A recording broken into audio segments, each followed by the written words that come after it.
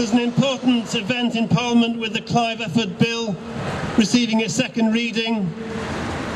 We support the passage of that bill, and we welcome the chance to debate what exactly is needed to return the NHS to public ownership and to the responsibility of the Secretary of State. I'm just going to go through the demands of our campaign.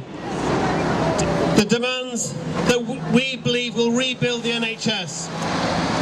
Scrap the Health and Social Care Act. Stop blaming migrants for the NHS crisis. An end to cuts and an injection of cash to meet growing healthcare needs. Stop financially driven closures of A&E, maternity and now even GP surgeries. Stop the cuts in mental health care beds and increase the funding to meet the growing mental health needs of the population. An end to privatisation of the NHS. No to TTIP and the putting out to threats of multinational corporations of the NHS. Remove PFI burden on the NHS. Say no to PFI.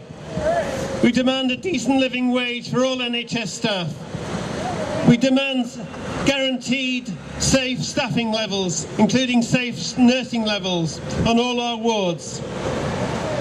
We demand NHS based on public need and not on private greed.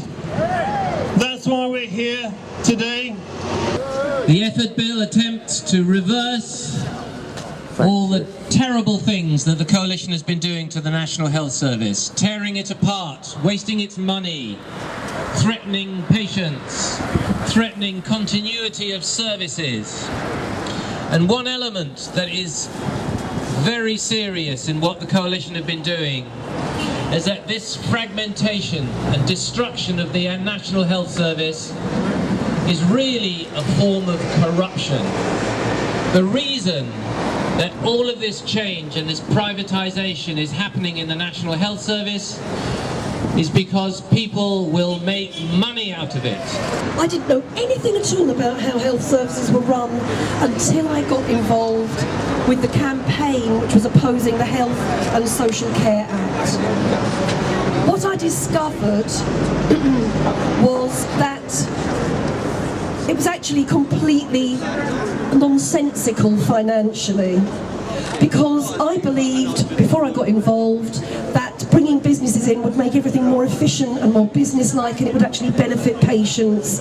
The exact opposite is true. Once you study it, once you understand it, what you realise is that these companies just want to access the health budget. And that's exactly what happened to a member of my family who lived in America, so I had the living proof that this was the case. My uncle in America worked in the film industry in Hollywood. He was actually mentioned on the Oscars when he died. He died because his care was time limited. So at the end of those weeks, the next stage was to sign his house over to the private healthcare company, and when that money ran out, the tubes were simply taken out of his body. He was given a rickety old wheelchair. That was a donation on their part because they couldn't actually lie down on the pavement outside the hospital in Los Angeles.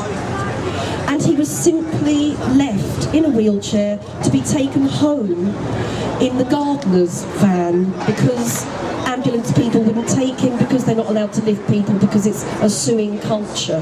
That's what private medicine does. So if people think that the fact that they are professionals, that they've got a decent income, that this law that we are at the moment waiting for our MPs to vote on in Parliament to try and amend, if people think that they are well off enough or they've worked hard enough to escape the consequences, they are absolutely 100% wrong. I have personal experience of this. So my affluent uncle, who was very well off and who had paid the top rate for health insurance for 35 years that he lived and worked in Hollywood, died because his health care was time limited. And that is what will happen to people in this country. It is not just the hard-working affluent versus the poor. We're not going to be divided up like that. We are just money-making opportunities, every single one of us. And so I have personal experience of it. That's all I'm going to say. That's why I'm here supporting Clive Efford's bill today. What happens in Lewisham is a microcosm of what's happening around the country. Anything that is decided here today will have a direct impact on our healthcare in Lewisham, in London, across England, whether it be more cuts to services or privatisation.